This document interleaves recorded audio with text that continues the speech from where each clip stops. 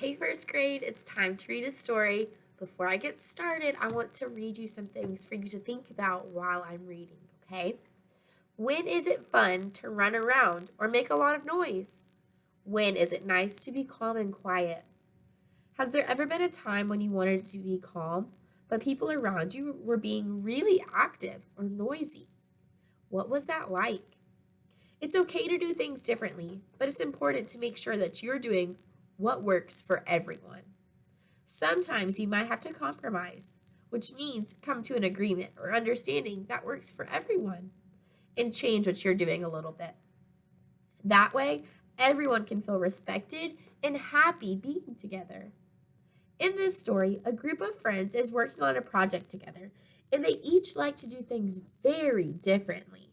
As you listen to the story, pay attention to how one child is affected by his friend's behaviors and what they do to compromise and make it work for everyone. So, this story is called The T-Shirts.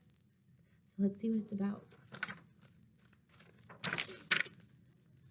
Kayla hurried through the park as fast as she could, trying not to spill the bucket of water in her wagon. "Can I carry something?" called a friendly voice. It was Gabriel. "Thanks," answered Kayla as she handed a bag to her friend. "Whoa, what's in here?"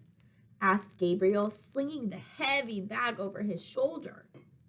"That's all the paint that was left over after my brother's baseball team decorated shirts," Kayla explained. "Did you bring an old shirt to paint?" Gabriel nodded. "Yep, this is going to be so much fun." Jordan was already waiting at the treehouse when the kids arrived. "Check this out," he said, holding up a big white t-shirt. "My dad's old shirt comes down to my knees." "Good thing we have a lot of paint," laughed Gabriel. He dumped the bag upside down, spilling out neon fabric, paints, brushes, and spray bottles. Ooh. Jordan picked up a bottle of green paint and read the label. "Mix 4 capfuls of paint into a 16-ounce bottle of water." "Oh, I've done this before," laughed Kayla. She had already filled a spray bottle with water and was about to squirt in some turquoise paint. She didn't usually worry about details like measuring. "I really think we should measure that," said Jordan. Kayla noticed that Jordan looked a little worried. She knew that he did a lot of baking with his sister and that he was always very careful about following recipes. "Okay, measuring works too," she said, smiling and handing him the paint. "Would you do that part?" After all the paints and water had been measured and mixed, the kids spread their t-shirts onto the grass. Gabriel picked up a bottle and sprayed bright orange paint across his shirt. "Wow, it looks like fireworks exploding," he exclaimed. "Boom, bang, pop!" Jordan squeezed a tube of magenta paint onto his shirt, going slowly and carefully so that he could make a perfect spiral design. Next to him, Gabriel held a bottle in each hand and shouted loudly as he sprayed the different colors. "Crackle, pop, bang, boom!" Jordan frowned at the noise and tried harder to concentrate on his spiral. "Watch out for the purple monster!" Kayla suddenly hollered, waving her arms in the air. Her hands were dripping with shiny purple paint. "Oh no, the purple monster!" Gabriel shrieked. "Don't get your purple slime on me!" Jordan sighed and slid his shirt farther away from his friends, trying not to smear the design.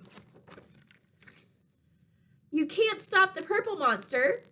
shouted Kayla as she chased Gabriel around the tree. Then she chased him around Jordan. Jordan stopped painting and crossed his arms. He doesn't look very excited, does he? As Kayla stopped to catch her breath, she noticed Jordan sitting quietly by himself. "Did you finish your t-shirt?" she asked. "I wanted to put some more swirls on the bottom," Jordan answered.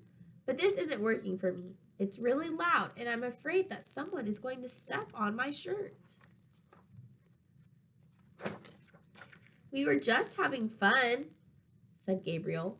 Then he looked at Jordan's unfinished shirt. But I guess that's not fair if it made things hard for you. We should have been more considerate. We could compromise and play on the other side of the tree so that we don't bother you, Kayla suggested. That works for me, agreed her friends.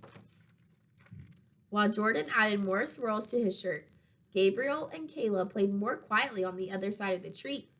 After a while, they suddenly heard a noise from behind them. It was Jordan. He had finished his shirt and his hands were covered in slimy green paint. Who thinks they can outrun the Green Goblin? He shouted. The kids screamed and laughed as they ran from the monster. At the end of the afternoon, the t-shirts were dry enough to wear. They were as different as the kids who made them. But just like the kids, they all went together just fine. So, sometimes you have to be considerate of your friends and think about what they need to be the most successful in the classroom and out of the classroom. But it's important to remember that they're being considerate of you, and it's just as important to be considerate of their feelings, right? So don't forget, it's always a great day to smile and wave at someone and make a new friend. I'll see you guys later.